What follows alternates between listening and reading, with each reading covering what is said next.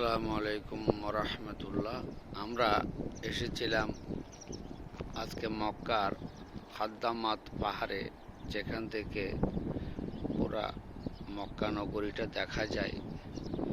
সেটা আপনাদেরকে দেখার চেষ্টা করছি। এটা হচ্ছে হুজুর সাল্লাল্লাহু আলাইহি ওয়াসাল্লামের বাড়ির পাশটা, যেটা সাফা এবং মারওয়ার কাছাকাছি জায়গাটা।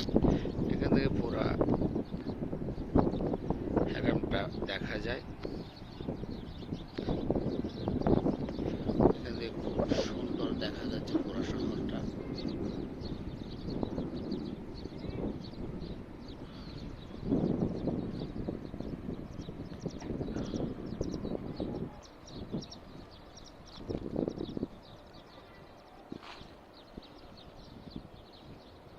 আমরা এখন অনেক উঁচুতে অবস্থান করছি। এখান থেকে এই বড় বড় টাওয়ারগুলো দেখা যায়, যেগুলো মোবাইল কোম্পানির টাওয়ার।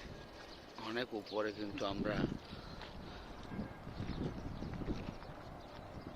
এখন ১,৫০০ বা ২,০০০ ফুটের উপরে আছি।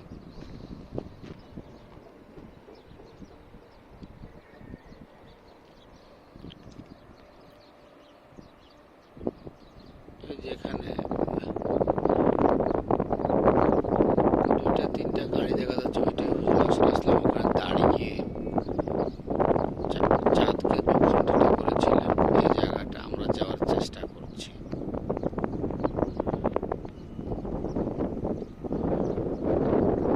হ্যারামের অংশটা একদম কাবা শরীফটার ভিতরে, অর্থাৎ যে মিনারগুলো আছে মিনারের মধ্যে, এখান থেকে দেখা যাচ্ছে না।